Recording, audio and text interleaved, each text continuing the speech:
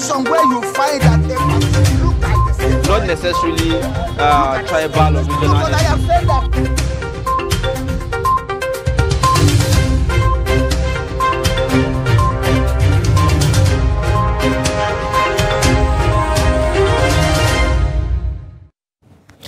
All right, thank you for staying with us. You're watching Daybreak on Trust TV. Time now to take a look at the dailies on Daybreak, and we will begin with the Daily Trust newspaper, where we have the lead story, talks about the presidential speech. It says, Tinubu to Nigerians, I am aware of your frustrations. It has the writers that captures what everyone else, or most people in the polity are saying. The president's speech says everyone will feel government's impact. Show us clear direction of your policies. Atiku tells president. Nigeria lacks good leadership, says Obi. Akpabio, governors urge Nigerians to keep hope alive. APC appeals for patience. PDP asks citizens to defend democracy. All the details on page 4 you'd find. Above the lead story, we can't watch drug abuse destroy Nigeria's future, says Buhari on page 3. Special investigator did not give us right of response. CBN board members on page 23. Speaker loyal to Fubara resigns from Rivers Assembly on page 7. You also have below the pictorial. Well, basically, the pictorial shows you shoppers at the Utako Market, Abuja, ahead of New Year's celebration earlier yesterday. Below the pictorials there, war on Gaza. Israeli protesters demand Netanyahu's resignation on page 5. Below that, dust over imposition of VAT on travel agents' service charges on page 24. 6 killed, 20 injured in Niger road crashes on page 6. Sterling Bank unveils Africa's first solar-powered HQ. That's on page 20. So these are the main stories on Daily Trust newspaper today. Let's move to Daily Sun. Below the headmaster, it says, this is wishing our esteemed Okevi, it's all about the Happy New Year. The major story says, men, women to watch in 2024. Untold story of Nigerians who will shape economy, politics, and the judiciary. You find that on page 20. And there is a pictorial of all those people that we are to watch out for.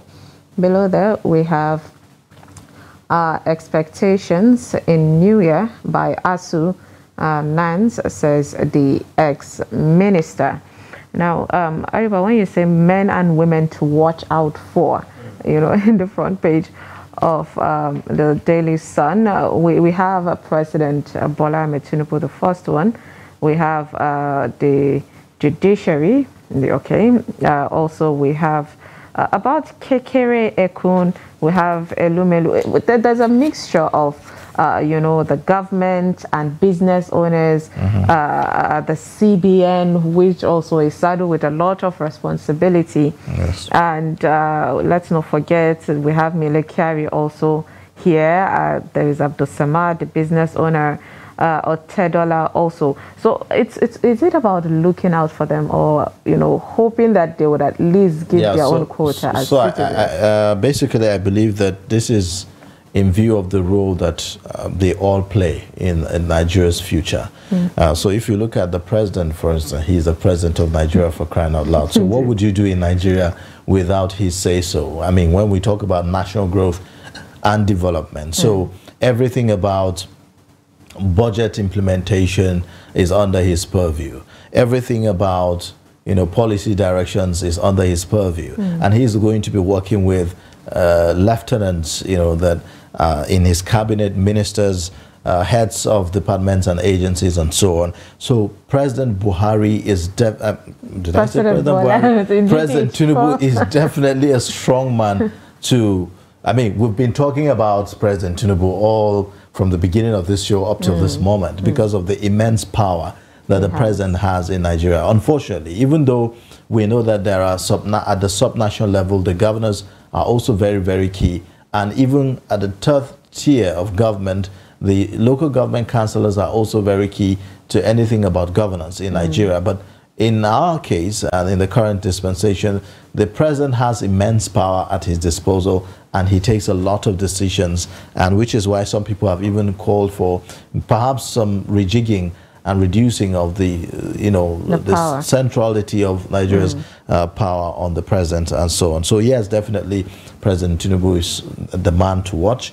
We hope that, like he has promised, Nigerians' hope will be renewed. Also, another person, like we've seen in the picture, the, what do you call now? Ariola Judiciary. Ariola, that's the Chief Justice of the Federal of Nigeria, the CJN, Justice Ariola. A lot of decisions are still hanging in the courts, politically speaking. A lot of expectations on the Supreme Court, where he heads. Governors whose elections or victory is still being challenged in court are waiting. Kano is, one state to watch out for, as regards this issue. The result of, yes, the final decision. Exactly, the final decision. Plateau State is also another state to watch. Nasarawa State is a state to watch.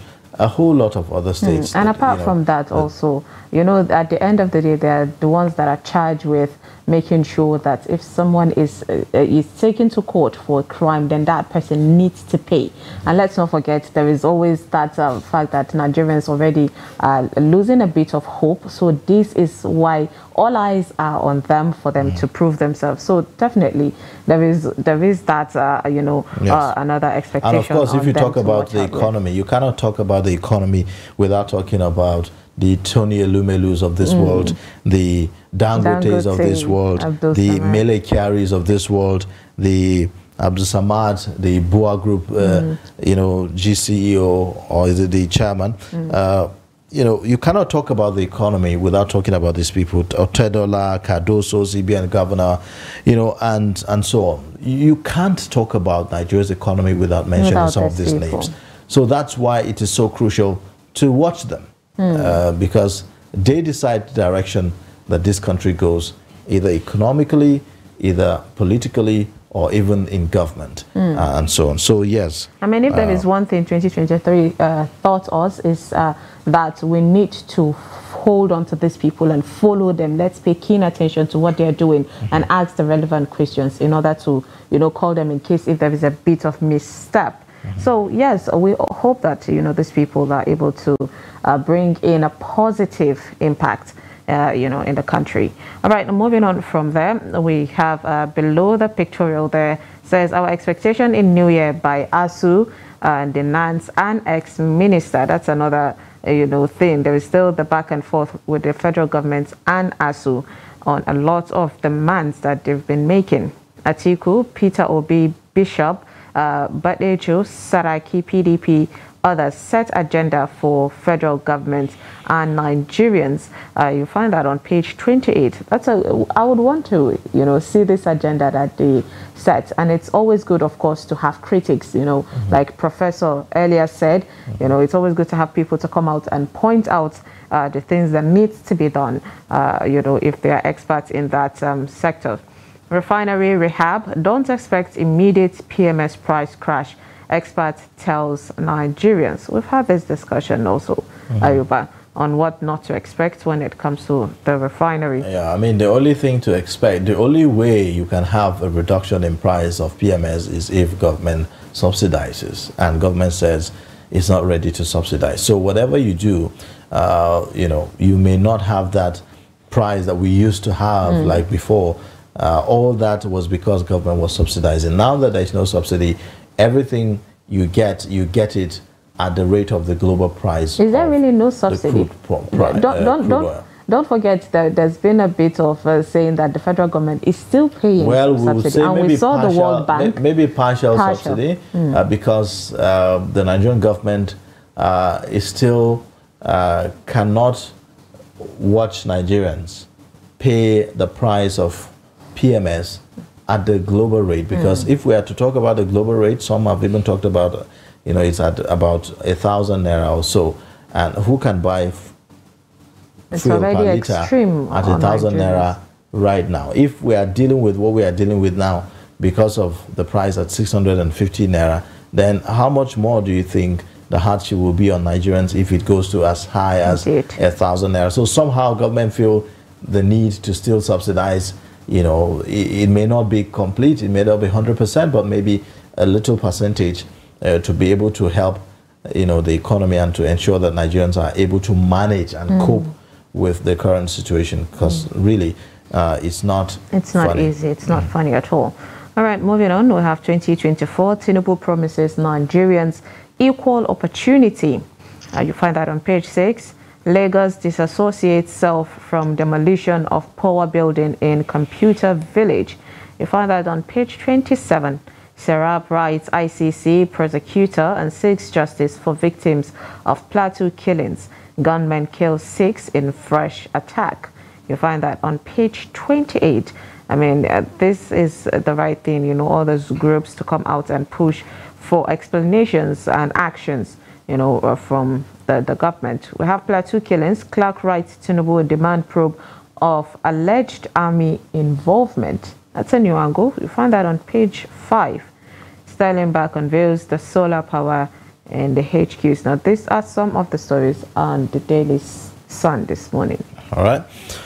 So let's take a look at another story. 2024, Nigerians hopeful amid failed promises on lingering problems. That's according to the lead story on the Guardian newspaper this morning. The message on hope is big in Nigeria.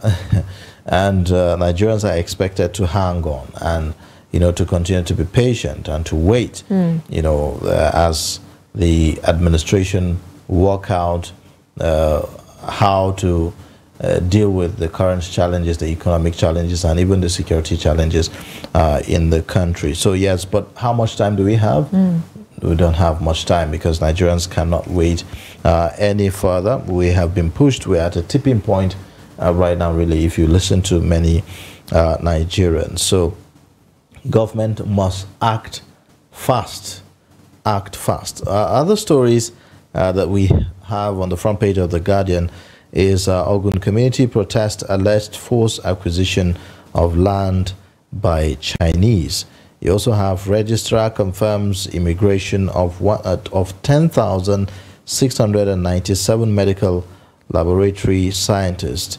Outside Nigeria? Yes. So we're not only losing doctors, we're even losing, the lab experts. Yes. That is really a sad situation for Nigeria, even though experts would say that, people live in the country or over there, they're also remunerating money for the country, but then still we're losing quality. Have to go out before they. Why don't you have them here so that they generate so that they are productive right here on the soil? Here. So it's like a win-win here, double. Exactly. I mean, they give back to their community with their work, and it helps the health sector, and also they generate money. But then this one you read caught my attention about this Ogun community protest alleged force. I mean, imagine, a foreigner coming and then battling or struggling your own land with you. There's a lot of things that are going on in Nigeria that gets people really confused.